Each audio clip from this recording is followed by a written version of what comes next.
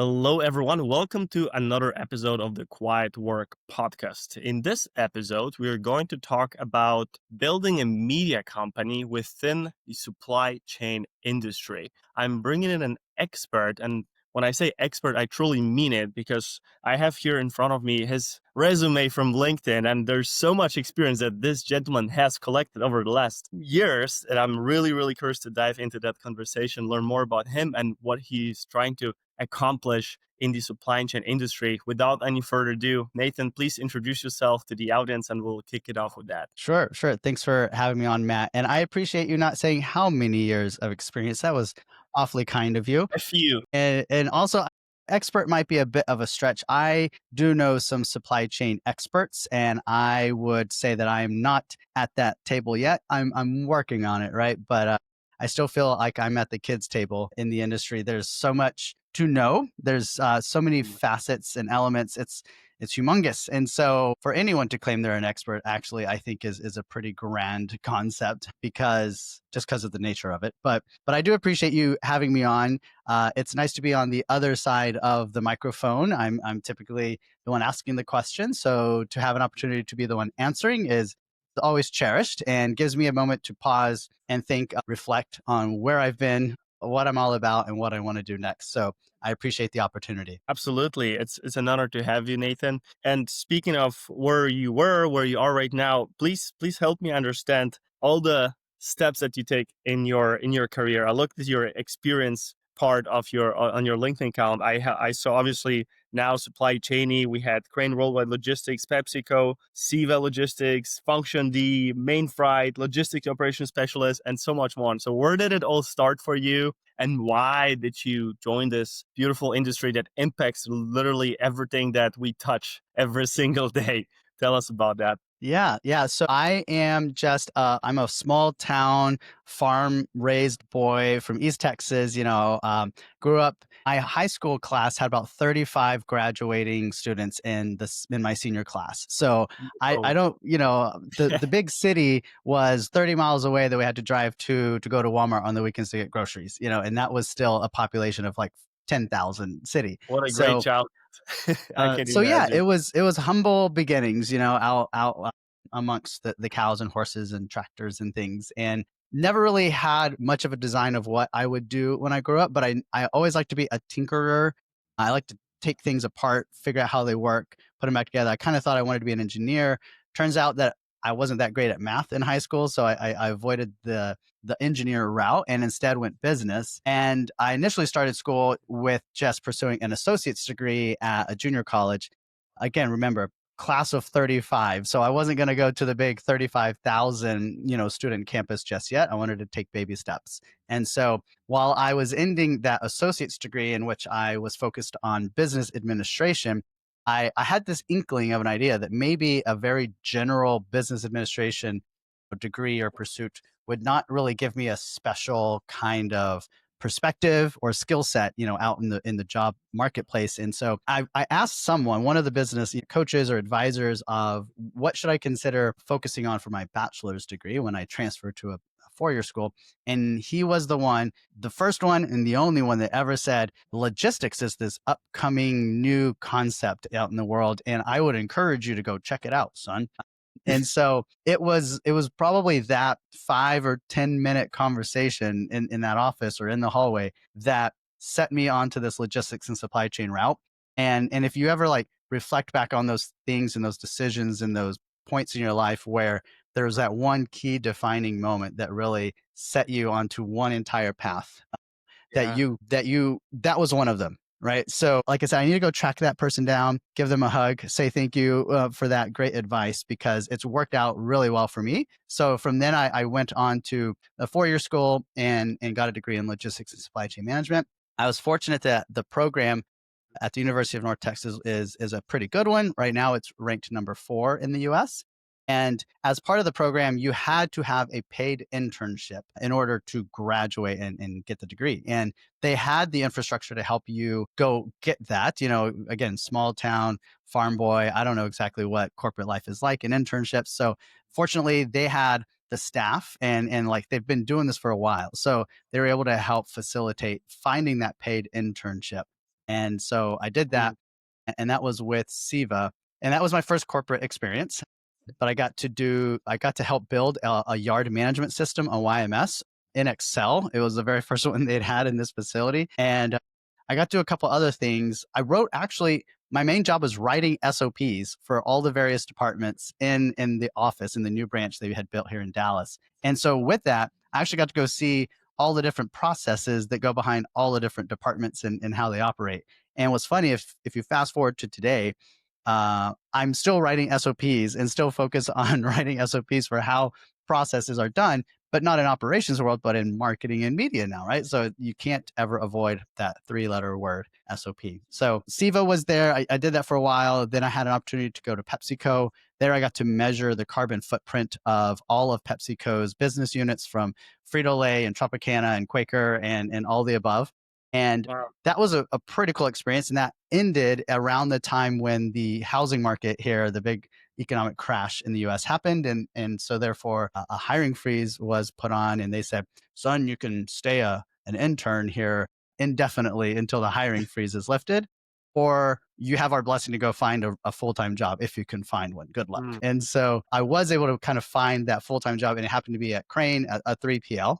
And it's interesting that I would then find myself in the 3PL side of the world for about the next 10 years. Anyone that kind of talks to me about career advice, I say, as soon as you can, if you don't love and enjoy something, move on and try to get into that career path that you really want to get in, because you can, the longer you stay in at this one particular industry or side of the industry, you can really just start digging yourself into a hole that's harder and harder to get out of, to pivot to something else. So that's lived experience. So I spent about 10 years doing everything from air and ocean imports for like Dish Network, Harley Davidson's domestic supply chain distribution of all the Harley Davidson bikes here in the US, and then got to build warehouses and start up, distribution facilities from scratch. By the time I was 25, I was building new facilities and designing the rack layouts and hiring people. And the really fortunate part of that was I got to do that at a company called Mainfreight that is very, very big on empowering their branch managers and their leaders down the line to make decisions, to own a P&L. And so I like to say that my warehouse, call it 100,000 square feet, was a little bit like my own personal lemonade stand, that I got to do what I wanted to do because I had P&L responsibility at the end of the day. So it was my responsibility for finding the customers, hiring the people, making sure that the facility looked great and was able to sell and run operations safely. So those were some formative years of being able to practice that entrepreneurship concept of seeing an idea, going for it, weighing the consequences of, is the cost that this idea has going to possibly pay off in the end or not, et cetera. So that was my 3PL era. And in that time, I was very involved with an organization called CSCMP, the Council of Supply Chain Management Professionals, which is a mouthful. Mm. But I was involved in that since I was in school.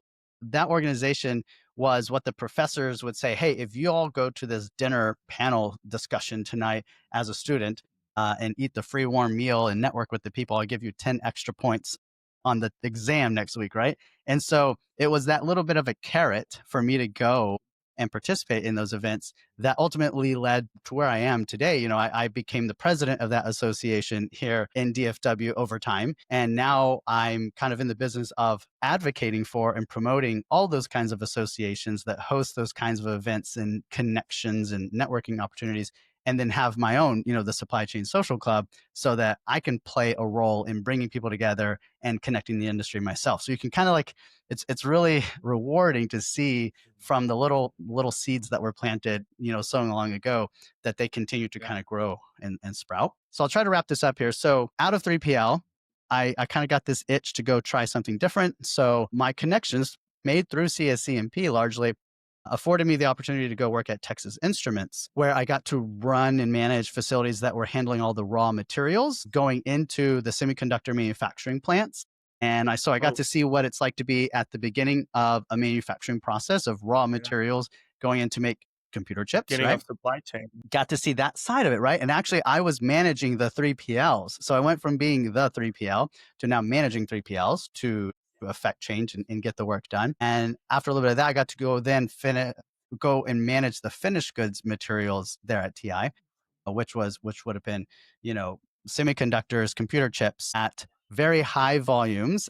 I ran the North American distribution center here in the US. And so that was actually during the time of COVID, which was ironic because there was the great chip shortage during COVID, right? And I happened to be sitting on bukus of chips in my facility, but it was largely a matter of allocation, where those things needed to be, what devices Yeah. they needed to go into. They needed to go into respirators and healthcare and all that. But there's also this boom of vehicles and cars, and everyone was going out and buying cars because had low interest rates. And so there was just this mismatch of demand and supply, just like the toilet paper crisis. So, got to see that from, if you want to say inside the chip factory perspective there during COVID. The last career stop that I had, as a W-2 employee working for someone was at a company called Gatik, which is a startup based in Silicon Valley doing autonomous Mm. trucks.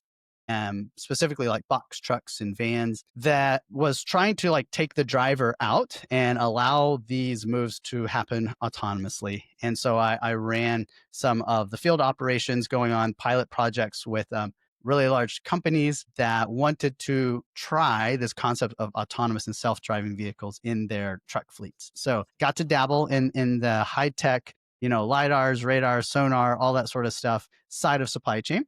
And so the fun thing about all this is all of these things, there was not a grand design of I'm going to go and collect this really wide vast array of experiences, and then I'm going to figure out how I'm going to leverage all these things later on. It was very much kind of one step in front of the other, seeking like one new challenge after the next. And again, fast forwarding, looking at what I'm trying to do today, it was really, really instrumental because in order to have this idea of calling yourself supply chainy, you really need to have touched and lived and been part of supply chain at various intersection points in parts of the industry. And so I feel really fortunate that although I didn't have this grand master plan at the beginning, it looks like maybe I did, right?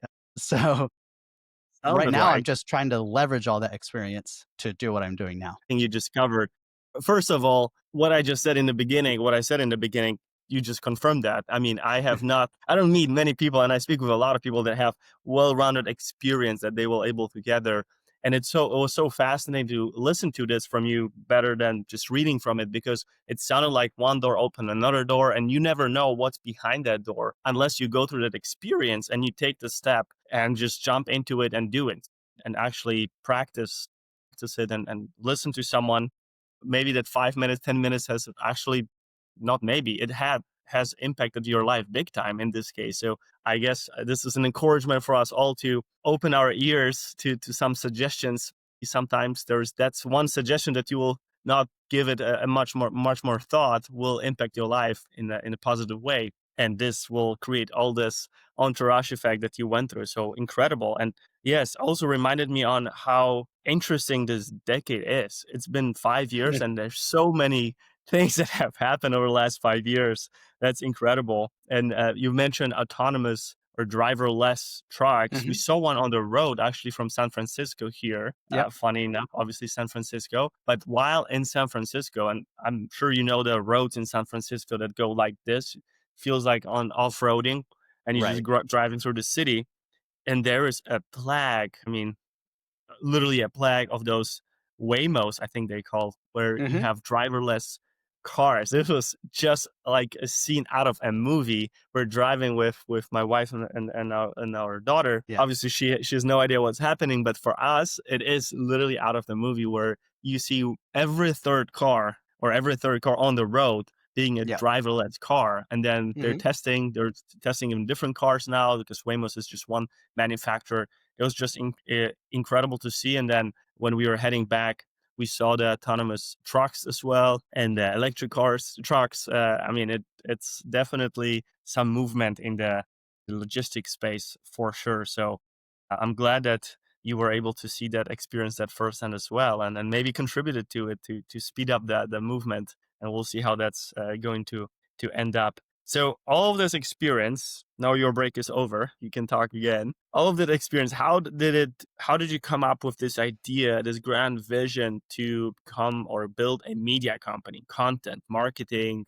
or yeah, content is a form of marketing for sure. Hmm. So where did it all come together and how? Yeah. that you embarked on? I'm still getting used to the word media company. I mean, this thing is kind of moving quickly. Like, I think the best word I can use to describe of what that aspirational next step is for Supply Chain is media company, but I'm still getting used to saying it sounds quite grand, and a little bit bigger than what I ever imagined. I think that's where I've got ahead with it. But so after departing from kind of my last salary paid work, I, at that point of my life, and this was 3 years ago, had felt that I had played with enough side hustles of, Mm, at that point, I've had 5 to 10 little side businesses just for fun, Etsy stores and whatnot. And that I'd had enough time to build a network of people and enough time to pay off enough bills and get some money into the savings account and all that sort of stuff to get to the point where I felt like I could jump out on my own and try to see what I can do as an entrepreneur. And didn't know exactly what it was going to look like. And so I think, like as many people do, I went and did some consulting, some independent individual consulting. And which was actually really helpful because up to that point, I had never worked with consultants directly, although I knew mm, the concepts. But kind of to your point a while ago, until you actually do something, you don't exactly know what it's going to be like. So I got to experience that for a year and a half or two. And it was fun. It was cool. I got to kind of I actually helped be a fractional director of operations for other 3PLs, and so I got to share my time amongst other companies. But as things happen, I got a little bit bored about it, and so I needed to add more. I needed needed more. I also have a flair for being creative and trying to I like can be tell. artistic and whatnot. So I grabbed a camera and I said, you know what? There's so many people that don't have the opportunities with their jobs or where they live geographically to go see facilities and warehouses and truck depots and manufacturing facilities. They don't have the luxury of being able to go see these things with their own eyes. But I can get access to these things and I kind of know how to work a camera. So I was like, I'll go do that in the side times. So realize that, that content on YouTube is not exactly the most engaging content out there. But what I did see is that other people that had some kind of YouTube presence or content creator presence in the supply chain industry had podcasts. And so I started kind of angling to try to watch what they were doing and take some notes and get myself as a guest on some of these so I could kind of see what it's like to be on the other side, go see how the sausage is made and start taking some notes of thinking maybe I might do something like this because it feels a lot like that YouTube video creating, but it's much easier to edit a podcast episode versus live action walking stuff with drones and b-roll and all that sort of good stuff. 100%. So so that was it. So that's kind of what made me go from, attempting to do this YouTube stuff, kind of going down that path of realizing that's not really where it's at. It's not going to really grow. I don't think there's as much potential in it as I think there could be. So let me try this podcast route, right? But during this time, around that time, also, I came across some business that was available so that if I built and started a freight brokerage business, I could provide transportation services under the Supply Chaney brand. And so I did that. And so got really thick into freight forwarding or freight brokerage for a year or two and got to play with trucks and really big buildings in the data center space. And Wow. so for a year or two, kind of just had this whole other side, other business, and ended up hiring my good friend Curtis, who is a transportation expert, I would say. And so brought him on to help run and manage just that side of the business. And so it's kind of like that whole, you have an opportunity of something that pops up and you just say, yeah, I can do that. And you just kind of go for it. And as long as you feel like you have a network and you have some mentors and you have some people that can help you, you find the confidence to go for it. So I did that.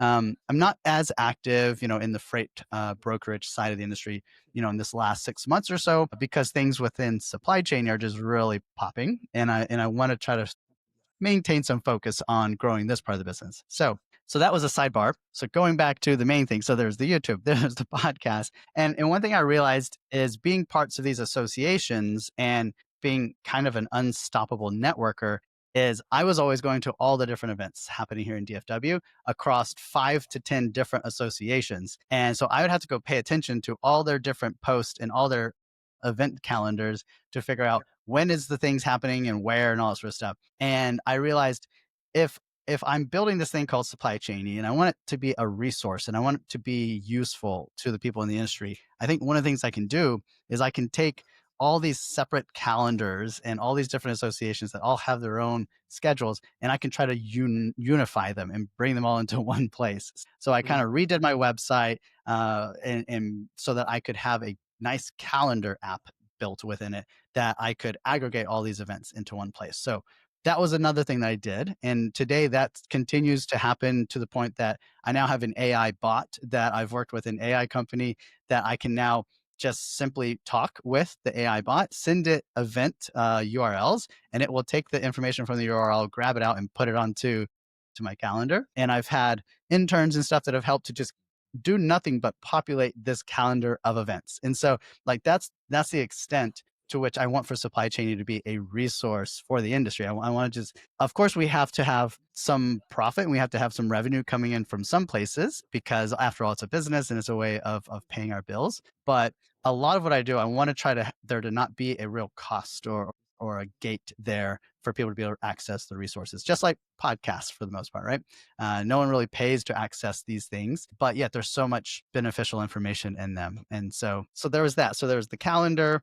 I think the next thing that I stumbled upon was I was like, a lot of people have difficulty getting to these events. So I have this calendar of all these events. I see all these cool conferences. I get to go to a few of them at the time a year ago. I went to a few of them. And it's $2,000 a ticket. It's $2,000 worth of hotel and flight costs. There's a big price that it takes to go to these conferences. I think that I can do something to help make networking and connecting more accessible for folks. So that's when I started the Supply Chain Social Club, which is what was initially designed to be a virtual meeting space for the supply chain industry that uses like this really interactive kind of game like atmosphere online where you can move around like in a bar or in a cafe from table to table networking with people. And so that kind of has become its own thing. And now a year later, I've hosted 4 in-person events throughout North America now. And so what started as a virtual connection platform and networking platform and community is now going, IRL in real life. And again, my guys, my team, Curtis and Chris, who's my co-founder for the Supply Chain Social Club, they always kind of pressed and said, "Hey, we got to do these in-person things. They're really good. They're really cool. People want them." And I fought it. I'll like admit. I was like, "No, the Supply Chain Social Club is supposed to be virtual. It's so much easier to clean up a virtual bar and go home at the end of the night and not worry about the logistics of catering and tabs and who gets in, who gets out." But after doing a few of them, I've kind of given in and given up the fight against that. I said, okay, all right, we're gonna do in-person events then now. Sometimes what I've learned is that you've got to just kind of like if you keep getting these signs, and sometimes it's a very explicit sign. Here's an opportunity. Go and do this, even though it might not have necessarily been in your initial plan or designs for what you wanted to do. If you keep getting this kind of feedback of, hey, this is something you should go do, chances are you should go do it, because there's a reason why that sign keeps getting handed to you. So yeah, if we get to where we are today, I've been really passionate about events and connections and networking. And so over this past year, I've gotten to go and promote and cover a lot of industry events around the world. And that's really fascinating because I want to be able to show people that are here in Dallas, Texas, that there's a whole world of supply chain out there. And I want to be able to kind of bring that back to everybody and just show how big of an industry this is. And so I continue to do more and more things. I've launched a book project where I'm not going to write a book. Again, I don't think of myself as an expert. So I want to be the connector of other people and ideas. And so it's a crowdsourced book with 52 other contributors that I'm searching for. I'm about half filled on that. I have a newsletter, which is also crowdsourced. It has about 36 different contributors that are all subject matter experts in their own right, or they're podcasters, or they're CEOs or consultants. And so, I think that I've found my lane. If we're kind of wrapping this up, I've found that my brand and my way of being collaborative, of being authentic, of doing things with other people, and doing it with the motivation of connecting people to each other, connecting them to new ideas, and just being a resource for the industry is where my place is in this big ecosystem of supply chain. And I still have many miles to go, but so far it's been a fun journey. I could talk about it all day, but I've got to stop at some point. So I think that's a good spot. You're like Gary V of the supply chain industry. That even rhymed here. Gary V of the supply chain industry. There you go. Have you read any, maybe even years ago? It sounds like you've read it or you are familiar with the topic inside the content of this book. Have you read any of the lean series? So there is lean thinking, lean Mhm. startup, lean something. There's a few books, but the original ones are talking about, are dating obviously decades back to the origin, like the typical business within the supply chain, maybe manufacturer or something like that. Have you heard about any of these books? Like lean thinking comes to mind. Not necessarily, but the concept of lean in general, I'm pretty familiar with, though, from a That's I was manufacturing about to supply chain say. perspective. You kind of embody that principles that are covered in this book, and you've mentioned earlier SOPs, building SOPs, which is something that gave me, when I look back, the most fulfillment when I build an SOP and someone actually followed each step and they made it happen and it worked out. That Yeah. was the biggest fulfillment ever you can get, and biggest compliment you can ever get. So I can feel you that. But this lean thinking, for example, talks about finding and eliminating waste or wasteful steps in a certain process. Obviously, 3PL is a perfect example of that, and I think he even covers that in that book. This, and plus like the Toyota way, and how Mhm. Toyota optimized their manufacturing systems and warehousing and all of that. So I was just curious to hear, because you literally embody that. And another thought that came to me: the Nathan Supply Chaney, is how accurate it is, because supply chain is nothing more, obviously short, if we summarize it, nothing more, obviously it's a Yeah. lot, but it is a networking effect in process, because you have to connect certain steps, you have to connect certain companies, from raw Right. material sourcing to manufacturing to then delivering, turning to a essentially packaging it and turning it into something that can be on shelves. So there's a network of events that needs to happen, network of connections that needs to be in place to make it happen. And you took it with you from the beginning of your career to now doing this, and essentially this is how you work. You are the supply chain. So I just wanted to highlight that fact, and I do believe you are an expert, even though you don't want to say that, but I say it, and I can give me a freedom to say this, that you're an expert because of everything you've done over the last few years. I don't want to say how many few years there It's was going the on 15. I'm getting comfortable with the idea of saying it's almost like 15 years. Yeah, There you we're good go. there. There you go. Yeah. Ages and experience, obviously. They say it takes, what, 10 years to build mastery in something. Obviously, everything done build up on other skills. So you're an expert. You reach the level, and it's just the beginning for you, as you said. So I'm curious to see, and excited to see actually what's going to happen next. And I wanted to say that make sure that throughout all of those next steps and next events that are happening, make sure you take the camera everywhere with you and document everything, because Yep. that is something that is also, it's one, on one hand, really good memories, really good way to capture those memories, and then watch them back in years from now. And then Yeah. also it's a great way to build in public, as they say, to a certain degree, where Yep. you're taking people with you, you're showing them around, you're making them excited, interested in certain things. Lastly, what I want to say is that I am hosting hybrid, or I'm building up the hybrid setup for our local Toastmasters group, which is public speaking club, Yep. and been doing this since COVID, obviously, because that changed a lot of things, how corporations and business is done, and how corporations communicate with other people. And if you need help setting up hybrid meetings, I'm happy to share what how we do it at the club Okay. here. It's working really well, and we get always good feedback, and that allows us to have guests from pretty much all over the world. And I think, obviously, for you, this can be something useful for those events if you can host them part of a hybrid. I've seen some Hmm. influencers do it already, and then plus virtual realities is picking up. So I think you'll sooner or later you're gonna be Nathan, the supply chainy, Oh, in yeah. the virtual reality space, hosting Yep. events there. Whenever Apple came out with that, like Vision the wearable Pro. computer, the Vision, the first thing I thought was, I want to be the first one to do VR networking space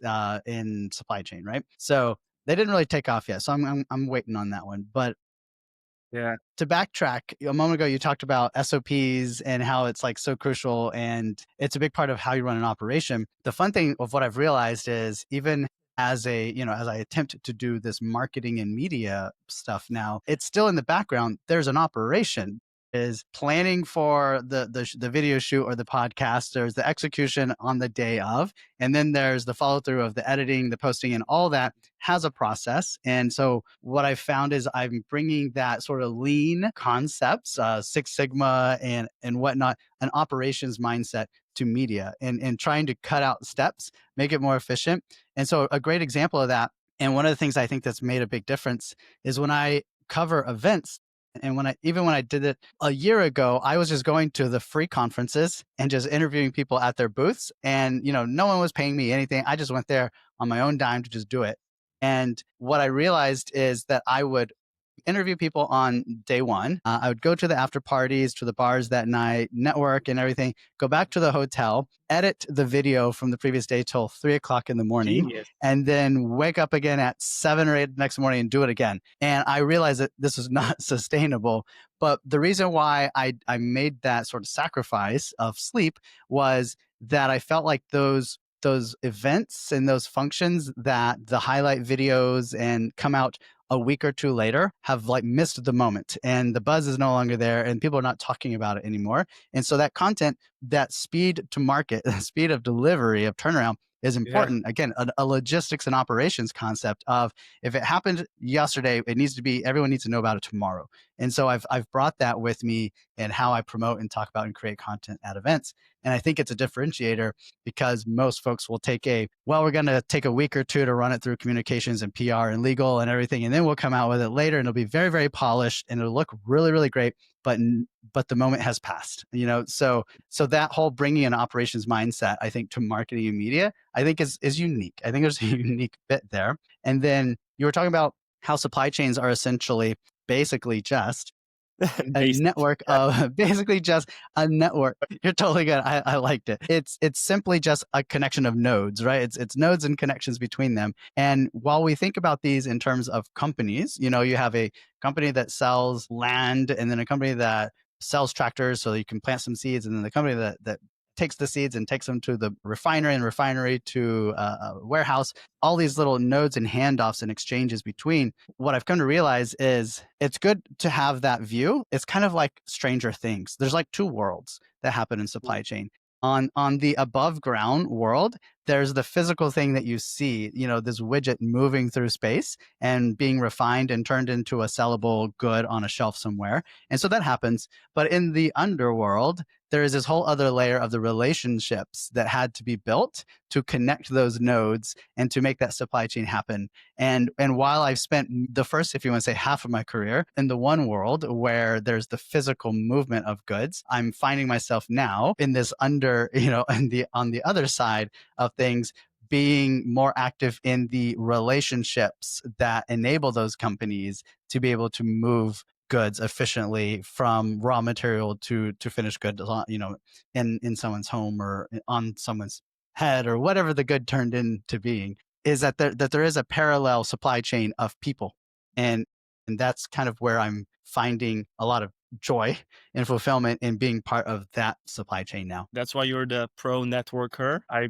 say again, Nathan, the supply chain Cheney. That just makes so much sense. You're connecting the nodes and making it so much easier for people to find and vet good partners. And I believe that content is a modern way of or modern form of handshake. If you Hmm. have if you have content out there, people are able to meet you at their own time, at their own Yep. pace. They get to know how you vibe, how you're, especially video content, how you Right. act and who you are, and definitely can build their own story around you. It's a first impression, and if you don't screw it up, they'll be more likely to speak with you and would love to. So obviously somehow reciprocate, because you're all about Right. giving value, as we all should, some shape or form, with our content. So you're doing a great job there. Moving on to the last part of the conversation, which Yeah. is a little bit more philosophical. Okay. And first question I have for you is, in that 15 years of experience, now we can officially say it, and what are you doing right now versus what you were doing when you started, when you met that gentleman who gave you that 5-minute talk and changed your life, trajectory of your Hmm. life?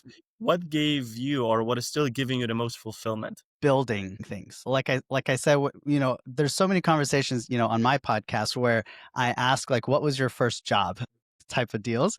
Because you get to understand it's so interesting that what you did as a young person and some of those curiosities that you had, and maybe some of the things that made you odd or weird back then, is actually a valuable career path or something today. And so that concept of just building stuff, that I used to do in the garage with duct tape and zip ties and some pieces of wood and nails. Now I'm still doing that same thing, but just with a real more of a meaning in the world. And so it's what I've realized, as I kind of have gone on this entrepreneurial sort of journey, is that what I'm finding is that being an entrepreneur is largely about having this idea, or at least my sort of definition is having the idea, prototyping it, and figuring out how to make this thing work, writing the SOP, repeating it a few times, figuring out what's the most efficient way to run this. And then it's like a spinning plate on a stick, and then finding someone that you can hand that spinning plate on a stick to and have them keep spinning it.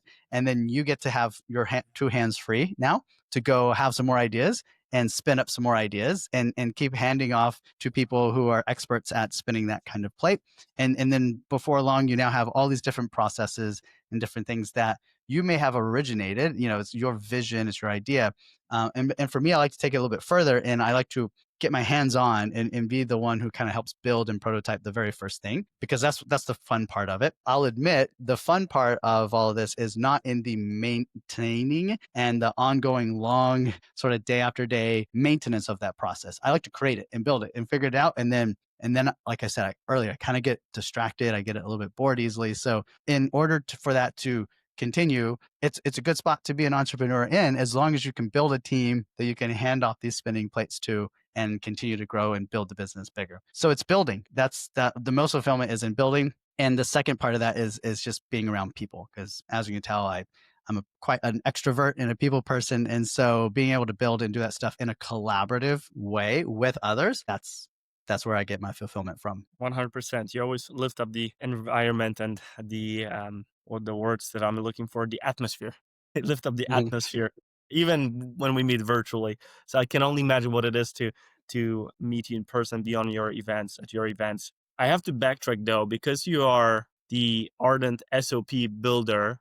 I have to Mhm. ask you, do you believe that AI will add to optimizing and building SOPs, or it will just confuse, at least in the short term now, will confuse a lot of SOP builders or people that are responsible for, business owners and hiring the right person to build a SOP? Maybe that person will use AI. Maybe they'll go straight to AI and build SOP based on AI's advice. What's your take on that? So one of the projects that I did when I was doing the consulting stuff was implementing a learning management system at a 3PL, which had AI capabilities built into it. Mm. And so what it would do is like you could give it a high level, if you want to say, list of here's the 5 steps that this process requires. And it would take that and it could flesh it out, give it more context, to give it a little bit more granularity in it. Obviously, you have the opportunity to edit it and say, no, that's not what I meant. It's supposed to be this, but it could help to make your SOPs a little more robust, and maybe the wording and whatnot be a little bit easier for everyone who might read it to understand versus you. And so I see AI as like a good thought partner, a good brainstorming partner when we're going through things. From an SOP perspective, I think that it can help you to just make sure that the different angles or the different use cases of, hey, what if this doesn't work? Or if you're troubleshooting this, have you thought about including some of these bits and pieces of an SOP that are not just simply step 1, take out the bread, step 2, put peanut butter, step 3, put jelly, step 3, close the 2 pieces of bread and eat it.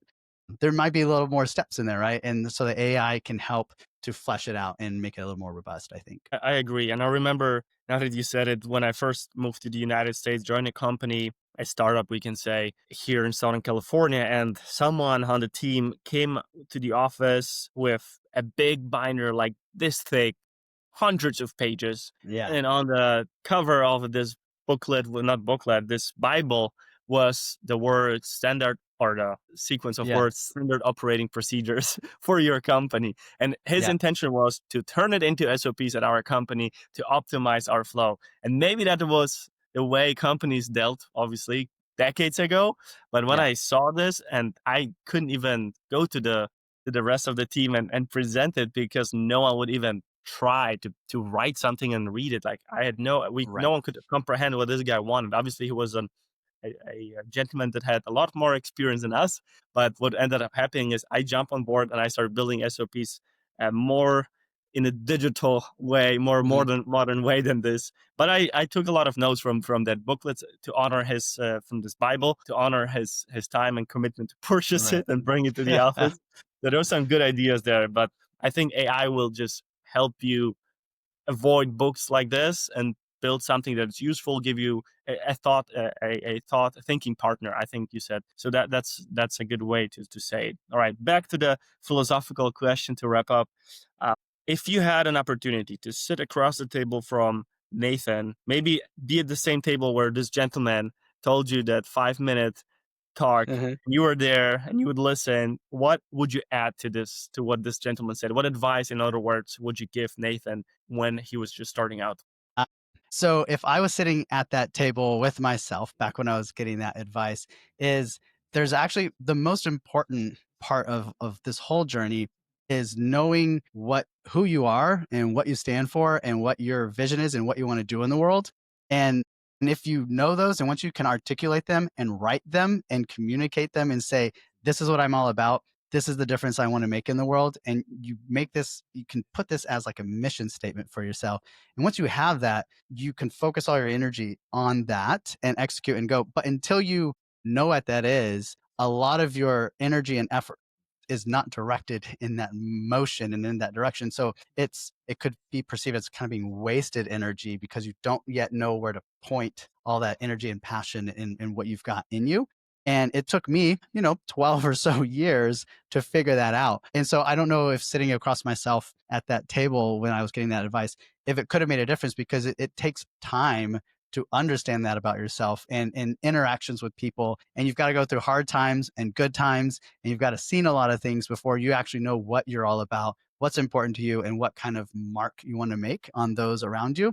But as soon as you can try to get yourself exposed to that and find that out and discover it about yourself, the better you're going to be because more of your years, here on earth are going to be able to be focused on achieving that mission that you're singularly passionate about and fulfilled by. And so that would be the advice I'd give myself then. Again, I don't know if it would make a huge difference because there's a time element to it, but some folks can like move through that quickly and achieve and know what their why is really early on in age, and they can spend more years focused on that why and that mission. And others, you might need to be 50 years old before you really figure out what that why is. And so we all kind of, I think, arrive at it at different times. And I'm just really happy that I've found that for myself, and I'm having fun kind of capitalizing on it and having fun with it. I think what I will add to this, if I may, is that don't source out that thinking part, critical thinking part to AI yet. Give yourself some time to think for yourself, especially now. Obviously, back then wasn't available.